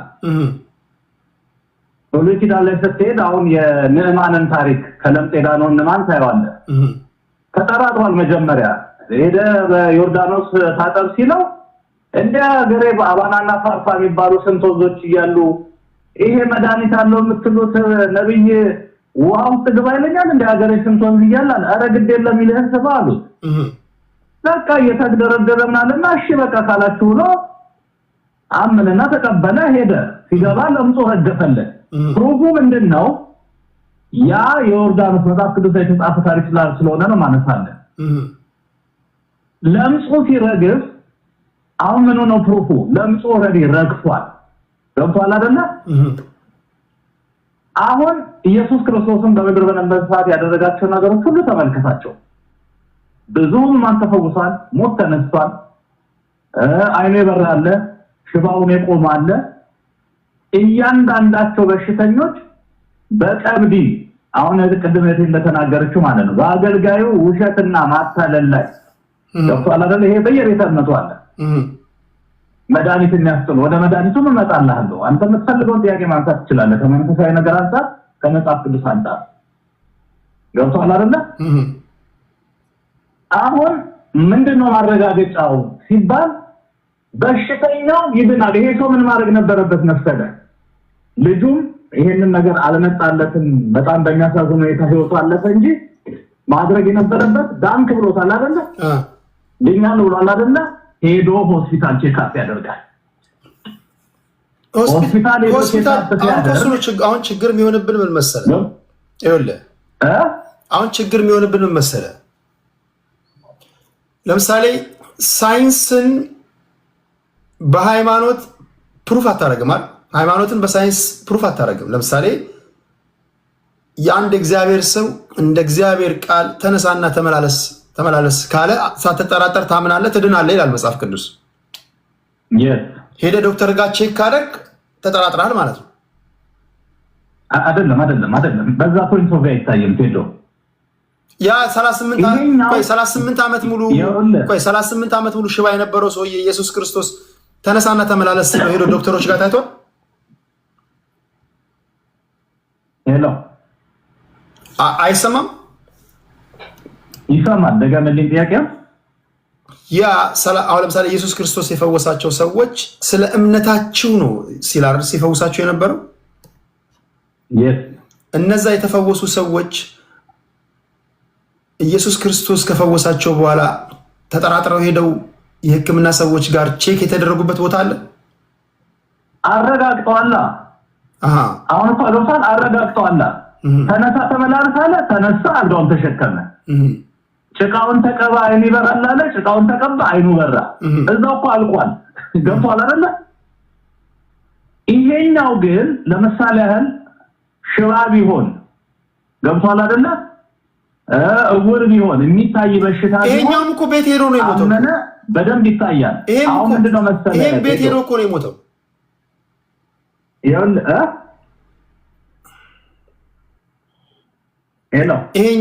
ይሄኛውም ወጣት ኦክሲጅኑን እዛው በጣጥሶ ጣለውና ቤት እኮ ሄዷል። ቤት ከሄደ በኋላ ነው ከቆይታ በኋላ የሞተው። እዚህ ጋር ነው ይኸውልህ። አሁን ትልቁ ስህተት ምንድነው መሰለህ? በሁሉም ቤተ እምነቶች እንዲህ አይነት አጭበርባሪዎች፣ አገልጋዮች አሁን ትልቁ ችግር የሚፈጥሩት ምን እንደሆነ ታውቃለህ? ሕክምና ሲጀመር መንፈሳዊ ነው። ለምሳሌ ቅዱስ ሉቃስ ሐኪም ነበር። ገብቷል አይደል? መጽሐፍ ቅዱስ ላይ ሕክምና የሳይንስ ተቃራኒ ወይም ደግሞ ከሳይንስ ጋር የሚጋጭ ነገር አይደለም። ሕክምና አንድ ሰው በስጋ የሚድንበት መንገድ ነው። ሰው በጸሎት ሊድን ይችላል፣ እንደ እምነቱ በመድኃኒት ሊድን ይችላል፣ በጸሎት ሊድን ይችላል። ገብቷል አይደለ? ሕክምና አንድ ሰው ለምሳሌ የስኳር በሽተኛ ከሆነ የደም ግፊት በሽተኛ ከሆነ ልክ እንደዚህ አይነት በሽተኛ ቢሆን በኦርቶዶክስ ቤተክርስቲያን ትሪት የሚደረገው ምንድነው? ይመጣል። ኤችአይቪ ሊኖርበት ይችላል፣ የተለያየ በሽታ ሊኖርበት ይችላል። ለእግዚአብሔር የሚሳነው ነገር የለም። 4 ነጥብ። ገብቷል አይደለ? ነገር ግን ለሰውየው የማይታዩ የውስጥ በሽታዎችን ድኛለሁ አለ፣ አመን አይደለ? ማረጋገጫው ምንድነው? ለምሳሌ ለአንተ አንድ ሰው ካንሰር አለበት ይባላል አይደለ? ካንሰር ኖሮበት ወደ ጸሎት ወይም ወደ ጸበል ወደ አንድ ቦታ ይሄዳል። ያ ሰው ሲከታተል ይቆይና ከካንሰር መዳኑን ቼክ የሚያደርገው ምንድነው? መጀመሪያ በሽታ አለብህ የተባለው ሐኪም ነው አይደለ? መጠራጠር እኮ አይደለም። በሽታ የለብህም ድናን ሲባል ደግሞ ሄዶ እንደውም እኮ ምንድነው መሰለም የሚሆነው ምስክርነቱን ያጠነክሯል። ሪል ድኖ ከሆነ ሰውየው ማረጋገጫው እሱ ነው። ኦኬ። ስለዚህ በዚህ ኬዝ ሰባኪው ጥፋተኛ ነው የምትለው? ኦፍ ኮርስ። እሺ፣ ተጠያቂ መሆን አለበት። አሁን ያኛው በየዋህነት ነው፣ ከእምነት አንፃር በየዋህነት ነው ያደረገው ያኛው። ይሄኛው ግን ደፋር ነው። ብዙ ደፋሮች አሉ በየእምነቱ ውስጥ። ገብቷል አይደለ? ሰዎችን መድኃኒታቸውን አስጥለው በኦርቶዶክስ ቤተክርስቲያን ብዙ የሞቱ ሰዎች አሉ። በአጭበርባሪ አጥማቂዎች፣ ገንዘብ በሚሰሩ ነጋዴዎች። ገብቷል አይደለ? የቤተክርስቲያን ሕግ ወይም ደግሞ በእምነቱም አሁን ፕሮቴስታንት የእምነት ላይ ሆነም አሉ ጓደኞች፣ ፓስተር ጓደኞች አሉ። ገብቶኛል። አሁን እኮ አስቸጋሪ የመጨረሻ ጥያቄ ላንሳ። የሆኑ እንትኖች አሉ። እሺ ሌሎች ሰዎች ስላሉ በቃ አጠቃሉ ነው ወደ ሌሎች ይሄዳሉ። እሺ በቃ ሌላ ጥያቄ ከሌለ በእኔ በኩል የኔ ኮሜንት እሺ፣ ከመጽሐፍ ቅዱስ አንፃር መድኃኒት መውሰድ ከሕክምና ከመንፈሳዊ ነገር ጋር አይጋጭም። እሺ። ነገር ግን በደስታት በአንዳንድ አገልጋዮች መካከል ይሄ አስተማሪ ሊሆን ይችላል። ሌላ ጊዜ በየቤተ እምነቱ ለሚደረጉ ነገሮች ቴንኪው፣ እግዚአብሔር አክብርልሽ። ቴንኪው። አሁን እንዴት መሰላችሁ፣ አሁን ትንሽ ውስብስብ የሚሆነው ነገር ሌላ ሰው ወደ እዚህ ጋር ጠብቀን። ሄሎ፣ ጤና ይስጥልኝ። አንዴ መስመር ላይ ጠብቀኝ። እሺ። አሁን አስቸጋሪ የሚሆነው ይህን እንድታጠሩልኝ የምፈልገው የብዙ ሰዎችም ጥያቄ ሰባኪውን አሁን እዚህ ጋር ጠርቼ ወይም ጠርተን ብንጠይቀው እግዚአብሔር ተናግሮኛል ይላል። አልተናገረህም ልንለው የምንችለው እንዴት ነው? አልተናገረህም ልንለው የምንችለው ሰውየው ስለሞተ ከሆነ ሰውየው ምናልባት እምነት ማጣት ነው እንደዚህ ያደረገው እንጂ ለኔ እግዚአብሔር በቀጥታ ተናግሮኛል ቢል አልተናገረህም ብለን እንዴት ነው ልንሞግተው የምንችለው? እንችልበት ነገር አለ? እኔ እግዚአብሔር የተናገረኝን የተናገርኩት ቢል ይህንን እንድትመልሱልኝ ነው። እሺ አብዲስ አስቲ ወደ አንተ ልምጣ። እሺ ቴዲዬ ሰላም ነው? እንዴት አመሻችሁ? አሉ እግዚአብሔር ይመስገን። እግዚአብሔር ይመስገን። ማን ነው ጥፋተኛ? እየሰማሁ ነበር። አሁን እንግዲህ ሰምቻለሁ ሁሉንም ነገርና ትላንትናም እንደውም ስሰማ ነበር ይሄን ነገር ከሌሎች ልጆችም። በጣም የሚያሳዝን ነገር ነው ልጁ ላይም የደረሰው። ማለት እንግዲህ ከዚሁ ከአሜሪካን ሀገር ሄደ አስበዋል። እንግዲህ ቲዩብ ተሰክቶለት ያለ ልጅ እኔም እንግዲህ ያው እግዚአብሔርን የማመልክ ሰው ነኝ፣ ቸርች የምሄድ ሰው ነኝ፣ ያው በወንጌል አማኝ ነኝ እኔም እና ከብዙ ፓስተሮች ተገልግያለሁ፣ ብዙ ነቢያት ምናምን የሚሉ ሰዎችንም አውቃለሁ። እና አሁን ልጁ ያን የሚያህል ቲዩብ ተሰክቶለት ልብን የሚያህል ነገር ገብቶሃል። ቢያንስ እንደው ይሄ አገልጋይ ቢያንስ እውነት ከእግዚአብሔር መልእክት መጥቶለት ተፈውሰሃል ብሎት ይሄን ነገር ንቀል ቢለው እንኳን ባይለው ነበር የምመርጠው። ለመሰለ ቀላል ነገር አይደለም። እንግዲህ የልብ ሕክምናን ምን ያህል ከባድ እንደሆነ አንተም ታውቀዋለህ። እኔ አሁን በወንጀል ለወነጅለውም አይደለም አገልጋዩን መልእክትም መጥቶለት ሊሆን ይችላል። ይሄን የሚያውቀው እግዚአብሔር ነው። እኔ እንግዲህ እንደ እግዚአብሔር እንደሚያምን ሰው አሁን እንደውም ይሄን ፕሮግራም መስራት በጣም ጥሩ የሚሆነው ምንድነው ለሚሰሙ ሰዎች ለወደፊትም እንደኔው አማኞች ይኖራሉ። የትም ቸርች ተመላለስ፣ ለረጅም ዓመት ያመለክም ሰው ልትሆን ትችላለህ። ሳይንስም ቢሆን ሕክምናውም ቢሆን ከእግዚአብሔር የተሰጣቸውን ጥበብ ተጠቅመው ነው እኚህ ሰዎች ያን ቲዩብም ቀጥለውለት ለልጁ በአፍንጫውም ላይ ይሁን በልቡ ላይ የተለያየ ነገር ሰካክተውለት ህይወቱ እንድትቆይ ያደረጉትም እግዚአብሔር ስለረዳው ነው። ገብቷል? እግዚአብሔር እነኛን ዶክተሮችም ስለረዳ ነው። አሁን ምን ሆኗል? ብዙ ነገሮች አሁን እንግዲህ እንደምትሰማው ከሆነ አንተ ነቢይ ነን ምናምን በሚሉም ኢትዮጵያ ውስጥ በጣም ብዙ ስህተቶች እየተፈጸሙ ነው። በጣም ብዙ ስህተቶች፣ መድኃኒት እያስቆሙ ብዙ ሰው እየሞተ ነው። አሁን ይሄ እንደውም ይፋ ስለወጣ እንጂ በየቤተ እምነቱ በየጠበሉ ቦታ አሁን እኔ ለመክሰስ ቸርቾችን ለመክሰስ አይደለም፣ በጣም ብዙ ስህተቶች እየተፈጠሩ ነው። ስንቱ መድኃኒቱን ጥሎ ስንቱ ሞቷል። ገብቷል? ይሄ ማስተማሪያ ሊሆን ይገባል። ለአገልጋዮችም ለፓስተሮችም ለወደፊት ነብይንን ለሚሉ ሰዎችም እንደው ረጋ ብለው እንደ እግዚአብሔር ቃል እግዚአብሔር እንደሚያዘው አሁን እኮ በድግ ቁጭ ብሎ በቃ እዛ ጋር እንዲሆናል እንዲተፈው የለም። ሰውየው እኮ የለም፣ አልታመመም ሁሉ አንዳንዴ ምንም ያልተሰጣ አቅጣጫ ሁሉ እና አንዳንዴ እምነቱንም ገብተዋል እያሳነሰ ሰውም ወደ እምነቱ እንዳይመጣ እምነቱ ላይ ጥርጣሬ እንዲኖረው አሁን በልጁ በኩል የምትፈርደው ነገር የለም። እሱ ጋር ነው እኔ ጥያቄ አሁን ይሄ ሰውዬ ከእግዚአብሔር ቃል ወይም ደግሞ በእግዚአብሔር ቃል ውስጥ እንዲህ የተደረገላቸውን ሰዎች ሪፈር አድርጎ ነው የሚናገረው። አዎ በደንብ ጳውሎስና ሲላስ ፉኝት ሲሄዱ ፉኝት ስትነድፋቸው ፉኝቷን ጣላት ምናምን ሊል ይችላል። አንተም ፉኝት ያዝ ቢል እመን እንጂ አትፍራ፣ መርዝ ብትበላ ዋናው ከአንደበት የሚወጣው ነው እንጂ ጌታ በኢየሱስ ክርስቶስ ስም ብለህ ምንም እንኳን ብትበላ አይገልህም እያሉ ሁሉ ሲሰብኩ እንሰማለን።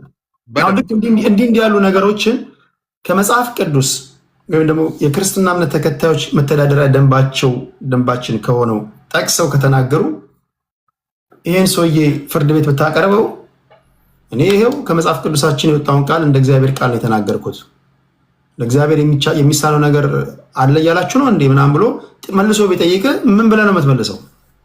ምን መልስም አይኖርም እኮ። አሁን እኮ እኔ ለክሱም እኮ የማይመቻ አሁን እኔ እዚህ ጋር እከሌ ነው ጥፋተኛ እከሌ አይደለም ምናምን እንዳትል እኮ ትሄድ አንተም። አሁን ልጁም በስሜት ሄደ ገብቷል። ባለቤቱ እንዳልከው ባለቤቱ ና እዛ ቸርች ትፈወሳለህ ብላው በቀናነት ይዛው ሄደች። ሄደ፣ ተሰበከ፣ የፈውስ ፕሮግራም ሰዓት ይደርሳል። ፓስተሩ ይሰብካል በደንብ ካለ ጉጉት የተነሳ ለእግዚአብሔር ካለ ፍቅር የተነሳ አሜን ብለህ ነው የምትቀበለው። አንተ ላይ ተፈውሳል እግዚአብሔር ፈውሷል ሲል ስትሰቃይበት የነበረው በሽታ የለቀቀ ያህል ሊሰማ ይችላል በሰዓቱ በስሜትም ገብቷል። በቃ እንደው በመንፈስ ከባዱ ነገር እሱ ነው። በመንፈስም ሆነ ከተፈወስ አንዳንዴ ክብሩን ራሱ ሰባኪ ይወስዳል። ከሞትክ አንተ ትወቀሳለህ። ምክንያቱም እምነት ማጣት ነው ምናምን ትባል ትችላለህ። ያምን የተጠመቀ አንተ በሰዓቱ እኮ ካለው ሙቀት አኳያ ከቆይታ አኳያ ልብ ደስ ይለዋል። የእግዚአብሔርን ነገር ስትሰበክ ነው የቆየው። ይሞቅሃል፣ ስሜት ይሰማሃል። እውነትም እግዚአብሔር ፈውሶኛል ብለህ ነው የምትቀበለው። በማናችንም የምናደርገው ነገር ነው። እኔም የሆን ነገር ብባል እንደው መድኃኒቴን ላላቆም እችላለሁ፣ የምከታተለው መድኃኒት የለኝም። ግን አንዳንድ እግዚአብሔርን ከማመንህና ከቀናነት የተነሳ እንደዚህ አይነት ነገር ሲነገረህ አሜን ብለህ ነው የምትቀበለው። እምነት ደግሞ ገባ፣ ሃይማኖት ደግሞ በእምነት ነው፣ መዳንም በእምነት ነው። ገብቷል። የስናፍጭ ያህል እምነት ቢኖራችሁ ነው የሚለው አይደል እንዴ ቃሉ።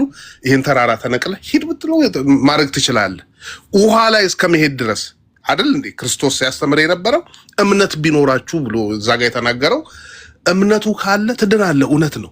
ግን እኔ ብዙ ቦታ እኔ ከዚህ በፊት አሁን ኦርቶዶክስ ቸርች ምናምን ጠበል ቦታዎች ብዙ ቦታ ሄጃለሁ። እኔ ጓደኞቼን ይዤ ምናምን ብዙ የምታየው ነገር አለ። መድኃኒቱን የሚሰቅል አለ፣ እውነትም የሚፈወስ አለ። በፕሮቴስታንትም እኮ የሚድን የለም ለማለት ፈልገን እኮ አይደለም፣ ይዳናል። እኔ ብዙ ሰዎች ሲፈወሱ አይቻለሁ። በዘመዶቼ እኔ ከካንሰር የተፈወሰ ሰው አውቃለሁ፣ ኪሞ ሁሉ ሳይወስዱ በጸሎት ምናምን የተፈወሱ ሰዎች አውቃለሁ።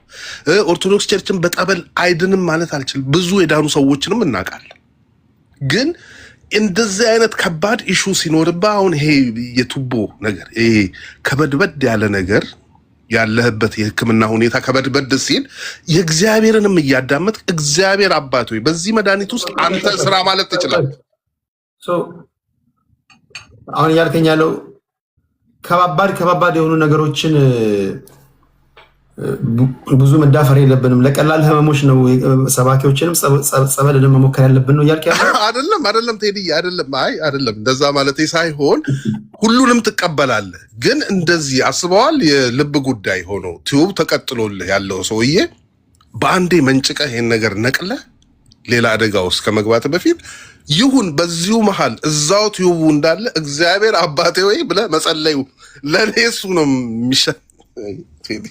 እኔ ልቀልድ ፈልጌ አይደለም ቴዲዬ። እሺ ገብቶኛል አብዲሳ። እሺ ራፓፕ አድርገውና ወደ ስልክ ላይ ወዳለው አድማጭ ሄዳለሁ። እሺ አይ በቃ እኔ ልልህ የምፈልገው እግዚአብሔር በመድኃኒት ውስጥም ይሰራል። እግዚአብሔር ይኸውልህ ዶክተሮችን አዞልን ዶክተሮች የሚሰጡንንም ትሪትመንት በአግባቡ እየጸለይን መድኃኒታችንን መውሰድ እንችላለን። አይጋጭም ለማለት ነው የምፈልገው።